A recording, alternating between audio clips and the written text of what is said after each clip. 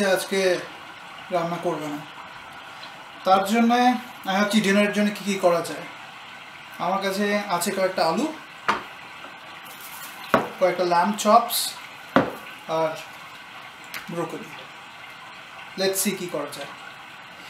ভাবছি আলুগুলো একটু কেটে নেব। ম্যান্ডারিন স্লাইসার আছে আমার কাছে। আলুগুলো আমি মিহি করে স্লাইস করে নেব। ভীষণ ধারালো অস্ত্র, তাই একটু কেয়ারফুলি করতে হবে। আমার আলুগুলো স্লাইস করা হয়ে গেছে, ভীষণই থিন স্লাইস। বেশ কয়েকটা আলু আছে, দুজনের খাওয়ার মতন। এটা দিয়ে আমি আলু সেদ্ধ বানাবো। এখন এই আলুগুলো আমি গরম জলে দিয়ে দেবো।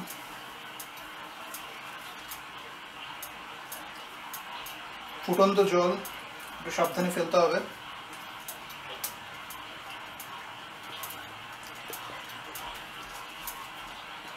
এই আলুগুলি হলুদ আলু, মানে আমাদের ওখানে নৈনিতাল আলু পাওয়া যায়, তার একই জাতি এবং খুব সহজেই সেদ্ধ হয়ে যায়। আপনারা ভাবছেন আলু সিদ্ধর জন্য ইউটিউবে দেখবেন, দেখতে থাকুন, টুইস্ট আছে।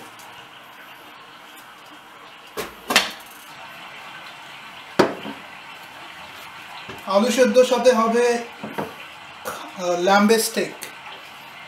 ল্যাম্ব মানে বেড়া, বেশ 1 ইঞ্চি মতন মোটা করে পেছনের পার মাংস কাটা হয়েছে। কিভাবে কাটতে হয় এরপরে একটা ভিডিও বানাবো, যাতে আপনারা বাড়িতেই করতে পারেন। বাড়িতেই করা ভালো, কারণ পরিষ্কার থাকে। বেশ মোটা মোটা খণ্ডগুলি,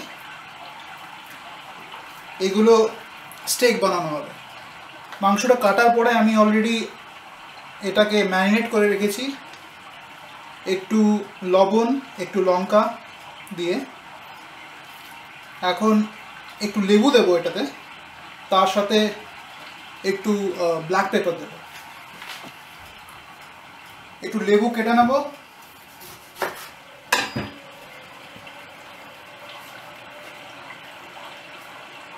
হালকা করে ছিটিয়ে দিতে হবে।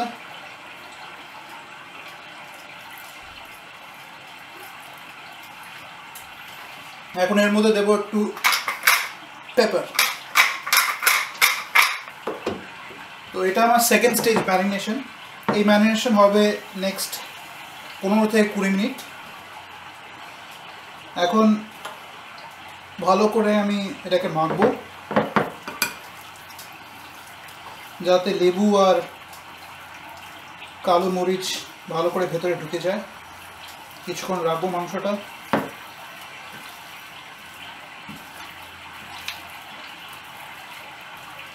হাফ অ্যান আওয়ার থাকবে এটা, তারপরে এটাকে হট স্কেলেটে ভাজা হবে।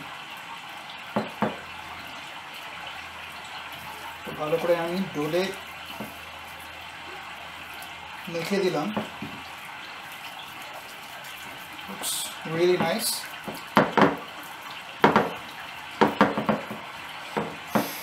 তুলে ধরি আপনাদের জন্য। এটা আমি সাইডে সরিয়ে দিচ্ছি। তো আমার আলু সিদ্ধ হচ্ছে, ল্যাম্ব ম্যারিনেট হচ্ছে, তার সাথে আমার থাকবে কিছু ব্রোকলি। তো ব্রোকলি আমাদের জানি না বাংলায় কী বলে, বাট ইটস ব্রোকলি। কী করবো, এটাকে ছোটো ছোটো করে কেটে নেবো।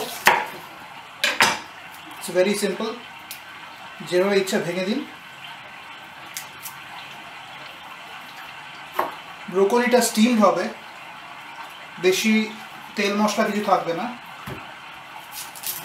তো স্পেসিফিক্যালি আমি এটাকে জাস্ট একটু গরম জলে একটু ব্ল্যাঞ্চ করে নেব, তারপর হালকা একটু বাটার দিয়ে, গার্লিক দিয়ে সটে করে নেব। আলু সেদ্ধ এসছে। যেহেতু আমি খুব পাতলা করে কেটেছিলাম, তার জন্য just took about 5 to 10 minutes, I mean hardly 10 minutes. তো এটা আমি ছেঁকে আলাদা করে রেখে দেবো। জল ফুটে গেছে, আমার কাছে ব্রোকলি, কাটা ব্রোকলি আছে, আমি জাস্ট ব্রোকলিগুলো জলে দেব, 30 সেকেন্ডস, উঠিয়ে নেব। এখন 30 সেকেন্ডস হয়ে গেছে। ব্রোকলি দেখে মনে হচ্ছে হালকা উপরে সেদ্ধ হয়ে গেছে, ভেতরে এখন কাঁচা আছে, and that is how you should keep ইট।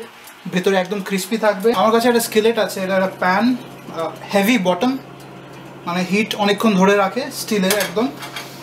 তো আমি বেশ ভালো করে গরম করে নিয়েছি।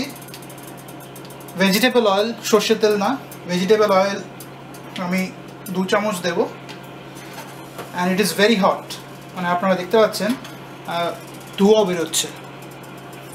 তো এটা দিয়ে আমি আমার স্টেক বানাবো। যখন আমি আমার স্টেকগুলো স্কিলেটে রাখবো তখন শব্দটা শুনতে পাবেন, অসম্ভব সুন্দর শব্দ শোনা যাচ্ছে, দারুণ শব্দ। এই শব্দটা না হলে কিন্তু স্টেক হবে না। যখন হিট হয় সেই হিটটা স্টেকের বাইরের সমস্ত, মাংসের বাইরের সমস্ত সারফেসগুলো ইমিডিয়েটলি বন্ধ করে দেয়, তাতে ভেতরে যে জুসগুলো থাকে সেই জুসগুলো ইনট্যাক্ট থাকে, জুসগুলো বাইরে বেরোয় না। তো আমরা এটাকে কোনো মতে ডিস্টার্ব করবো না। আমি জাস্ট 2 পিস দিয়েছি।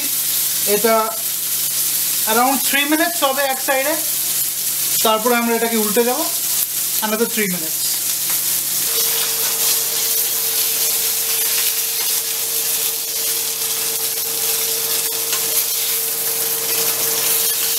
স্টেকের সাইডগুলো করে নিতে হবে।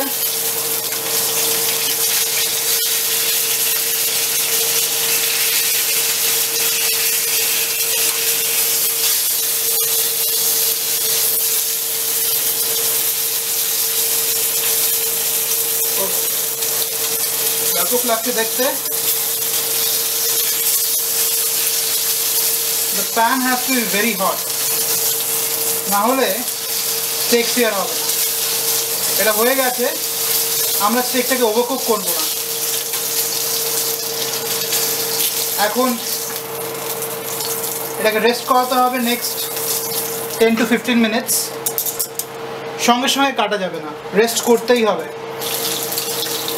একটা জিনিস আপনাদের দেখাবো যে আমার সমস্ত স্টেক পিসেস ভাজা হয়ে গেছে।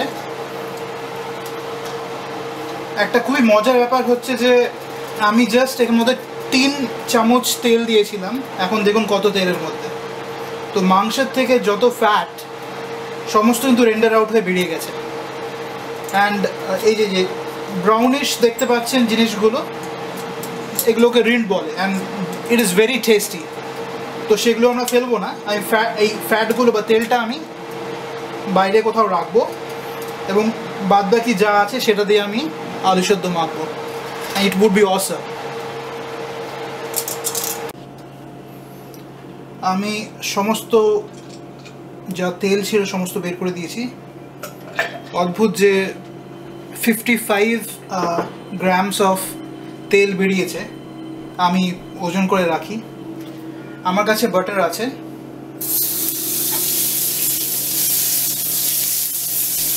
around 1 tablespoon of butter.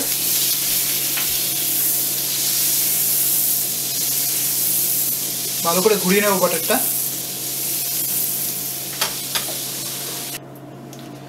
তো একটা পিস আমি একটু বেশি ভেজেছিলাম, তো এটা একটু ফ্যাটিও ছিল, সেটা আমি একদম থিনলি স্লাইস করব। পারফেক্ট। ভেতরের কালার দেখবেন হালকা একটু পিঙ্ক, নট রেড বাট হালকা পিঙ্ক। এটা আমি একদম থিনলি স্লাইস করব।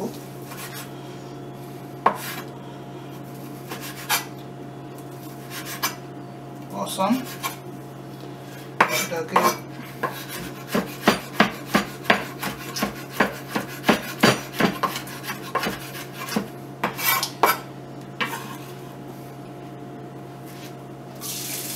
বাটারের মধ্যে দিয়ে দেবো। আমার কাছে ক্রাশড রেড পেপার্স আছে, শুকনো লঙ্কা, লাল শুকনো লঙ্কা ক্রাশ করা, সেটা আমি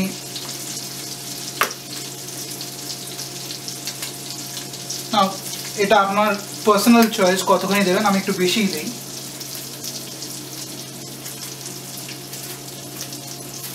বাটারটার উপরে ছড়িয়ে দিলাম, একদম লোয়ে হিট, পুড়বে না।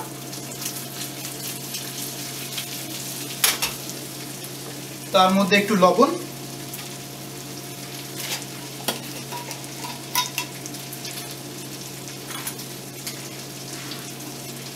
আমি যতখানি আলু নিয়েছি তাতে আমি হাফ টিস্পুন লবণ দেব। Again it is to your taste, কতখানি লবণ আপনি খান।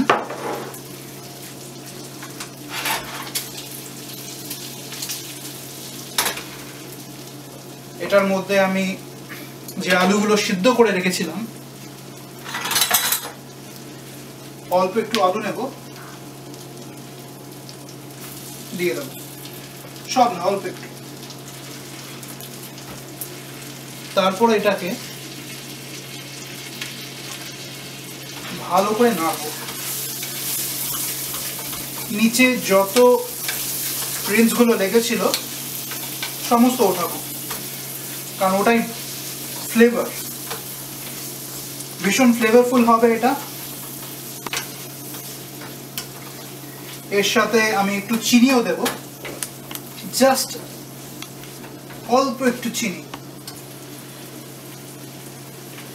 এটার মধ্যে আমি অল্প একটু চিনি দেব, সুগার হাফ টিস্পুন, এবং কাঁচা লঙ্কা,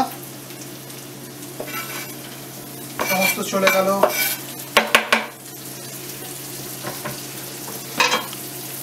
স্কেলেটের ওপর একটু নেড়ে নেব, বাস হয়ে গেছে। এটা চলে যাবে আমার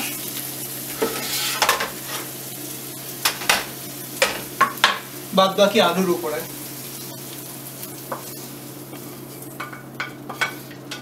আর কোনো হিট করতে লাগবে না, আর কোনো কুকিং করতে লাগবে না, এটা এখন মাখতে হবে।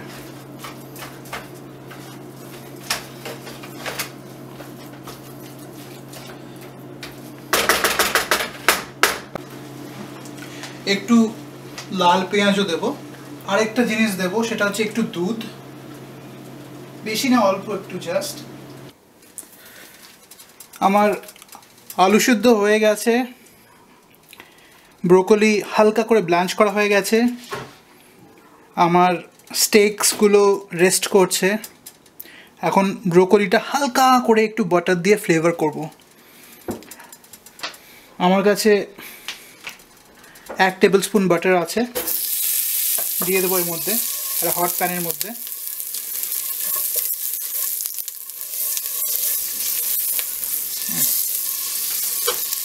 তার সাথে একটু গার্লিক দেব।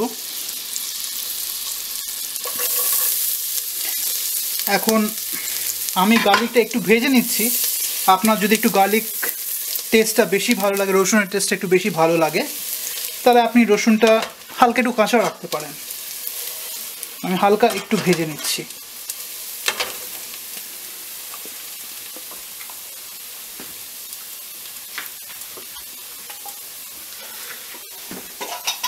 মিডিয়াম ফ্লেমে হিট আছে,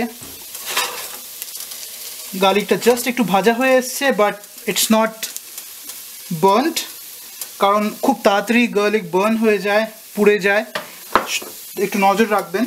আমার কাছে ব্রোকলিটা আছে, এটা হালকা করে সেদ্ধ করা হয়েছিল, জাস্ট 30 to 40 সেকেন্ডস বা ম্যাক্সিমাম 1 মিনিট। দেখবেন খুব ভালো সবুজ রং হয়ে আছে, দারুণ সবুজ। আমি সেটা দিয়ে দেবো।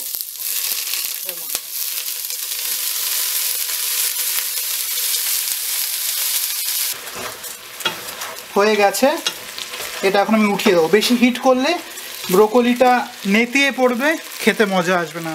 You have to make it crispy. স্টেকগুলো ভাজা যখন হয়েছিল তারপরে রেস্ট হয়ে গেছে 10-15 মিনিট রেস্ট করেছে স্টেকগুলো। তো দেখবেন যখন রেস্ট করবে তখন একটু জুস বেরোবে, দ্যাট ইজ কমপ্লিটলি ফাইন। আমি এখন কি করব, একটু বাটার দিয়ে স্টেকগুলোকে বাটার দিয়ে একটু ফ্লেভার করবো, তার সাথে একটু রোজমেরি দেবো, একটু গার্লিক দেবো।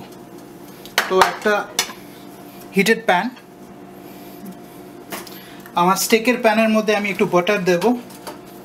জাস্ট আমি বাটারটা গলাচ্ছি, খুব বেশি হিট করব না কারণ বাটার খুব ইজিলি স্মোক করে, বাটারের স্মোকিং পয়েন্ট খুবই লো, আমি সেটা করব না, বেশি হিট করব না। আমি কিন্তু সেই প্যানটা ইউজ করছি যে প্যানে আমি স্টেকসগুলো বানিয়েছিলাম, কারণ আমি সমস্ত ফ্লেভারগুলো আমার ডিশের মধ্যে রাখতে চাইছি। The butter is ready. এর মধ্যে আমি রোজমেরি দেব, রোজমেরি একটা হার্ব, তার সাথে আমি একটু গার্লিক দেব। এখন এক একটা স্টেক আমি রোজমেরি আর গার্লিক বাটার মিক্সচারে দেব, তার উপরে আমি জাস্ট স্পুন ইন করব, মানে সমস্ত ফ্লেভারগুলো যেগুলো আছে সেগুলো যেন স্টেকের মধ্যে ঢোকে।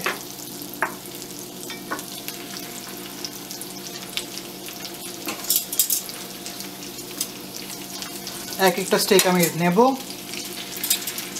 আর জাস্ট কোট করব।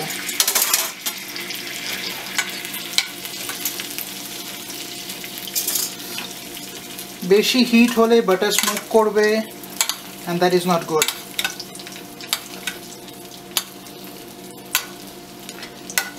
এক পাশে কোট করা হলে দ্বিতীয় পাশে কোট করব।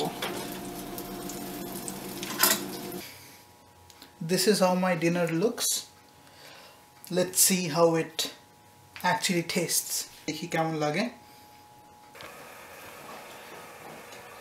So the moment of truth, আমি ট্রাই করতে যাচ্ছি আমার ব্রোকলি।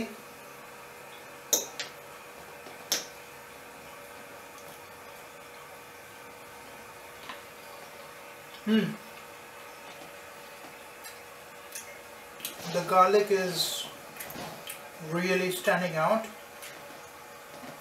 লেবুটা খুব ভালো লাগছে। It's awesome. Crunchy, it's not overly cooked. It's awesome. Now coming to my mashed potatoes, aloo seddho,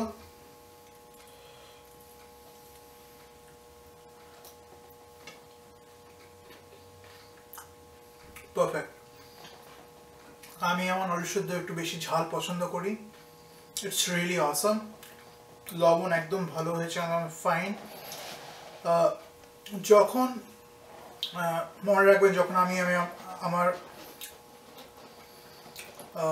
স্টেকগুলো cook করছিলাম, স্টেক্সের যে সেই ফ্লেভারটা, পুরো ফ্লেভারটা আলুর মধ্যে চলে এসেছে, কারণ আমি স্টেক্সের সেই সেম প্যানে সেই রিন্সগুলো আমি ইউজ করেছি আমার আলু সেদ্ধর মধ্যে, ম্যাশ পটেটোসের মধ্যে। It's really out of the world. I mean ঝাল একদম পারফেক্ট, আমি একটু বেশি ঝাল পছন্দ করি। পারফেক্ট ঝাল, পারফেক্ট লবণ, অসম্ভব সুন্দর। নাও দ্য স্টেক। আমি আমার স্টেক ওয়েল ডান পছন্দ করি। Looks pink. Awesome. Now let's try it.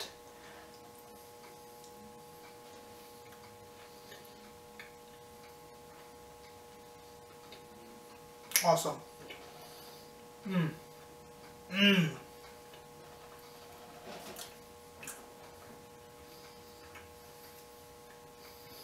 Tender.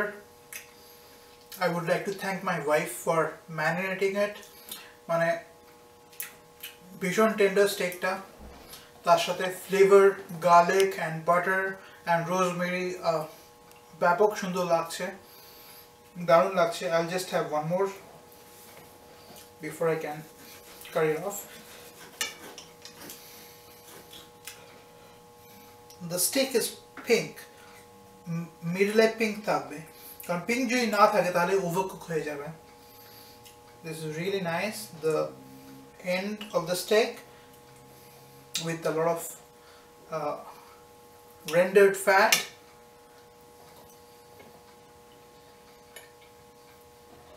is awesome. It's awesome. We'll see you guys again in the next video. Hopefully you'll have a really great New Year. Another few hours before we celebrate New Year, we are going to San Francisco, Pier 39 to celebrate the New Year. New Year অনেক fireworks তার সাথে অনেক কিছু হয়, সেটাও আমি film করে আপনাদের সাথে শেয়ার করব.